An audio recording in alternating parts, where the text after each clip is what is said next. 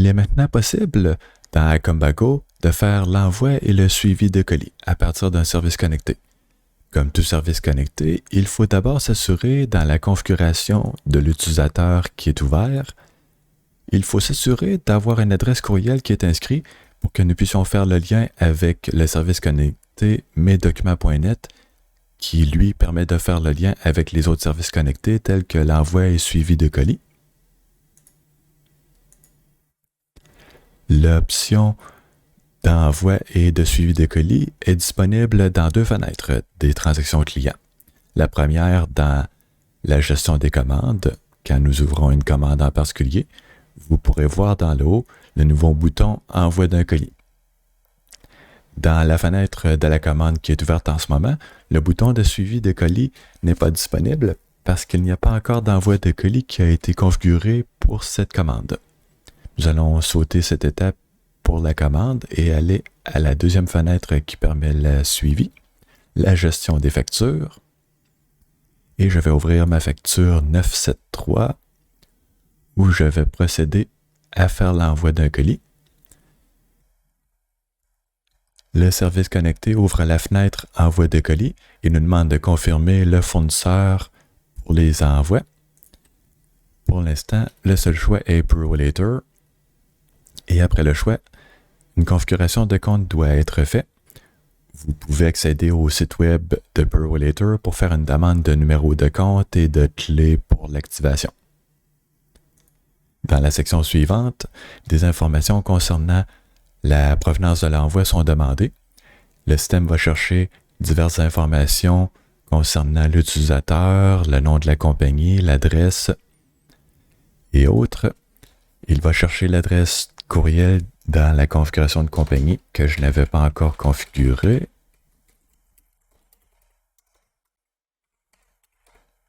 Et bien sûr, le numéro de téléphone.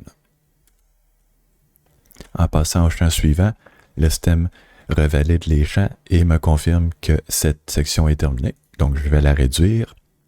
La section suivante, la destination de l'envoi, vient confirmer les informations de la fiche client et ou celles qui ont été inscrites comme adresse d'expédition dans la facture ou la commande. Notez qu'une validation est faite au niveau du code postal pour valider si le code postal est valide. Dans ce cas-ci, une erreur s'est glissée. Je vais corriger le code postal. Et le système me confirme en enlevant l'erreur en passant au champ suivant. Il ne me manque que le numéro de téléphone. Et ensuite, nous pouvons passer à la section Options et coûts. Le système nous demande de confirmer la date à laquelle l'expédition aura lieu et le service qui sera utilisé. Selon le service utilisé, il peut y avoir plus ou moins d'informations demandées. Par exemple, dans le cas du ProLater Express Enveloppe, si je saute à la section Informations sur le colis, la seule information requise est le poids en kilos. Si par contre, je choisis un autre service, par exemple le ProLater Ground, une description un peu plus détaillée concernant le poids, la longueur, la largeur et la hauteur en centimètres est demandée. De retour dans la fenêtre Options et coûts, nous pouvons spécifier si nous planifions la cueillette ou si un dépôt doit être fait et si les coûts seront payés par l'expéditeur, le destinataire ou une tierce partie. Et dans la dernière section, puisque j'ai choisi le service ProLater Ground, je dois rentrer un peu plus de détails.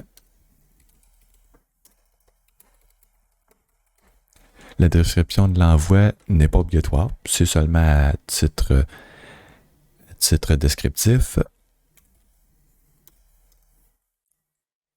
Je vais confirmer les dimensions et le poids de mon colis.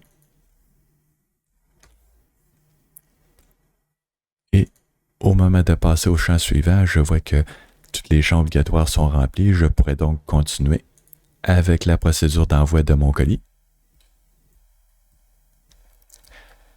Un petit libellé dans le haut me confirme que le colis a bel et bien été envoyé.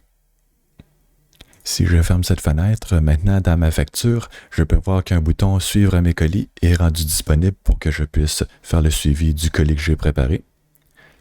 Il est possible de faire d'autres envois de colis comme il peut arriver, par exemple, quand vous avez une facture qui contient plusieurs items et que ceux-ci ne seront pas tous envoyés en même temps.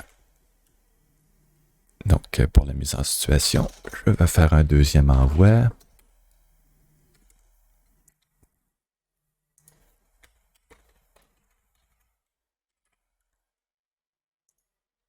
Et celui-ci étant un peu plus petit, on va prendre une enveloppe express.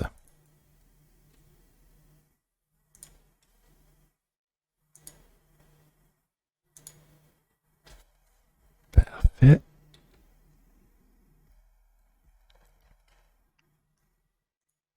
Donc, maintenant, l'envoi de colis est fait pour ma facture en 2 envois séparés.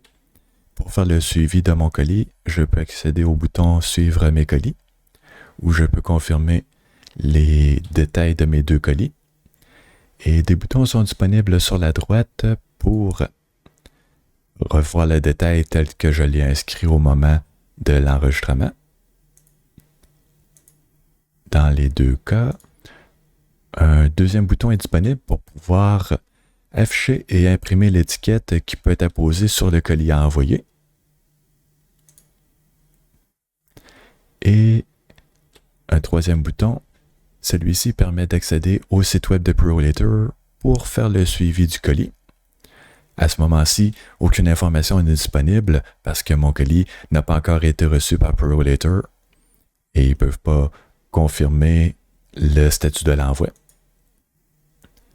Le dernier bouton, admettons qu'une erreur s'est glissée pendant la saisie de l'envoi par colis, je pourrais supprimer une demande d'avis et l'historique montre que cet envoi a été supprimé avec le statut annulé. Et voilà, vous êtes prêt à utiliser l'envoi et le suivi de colis dans Combago. Je vous souhaite un bon usage. Merci.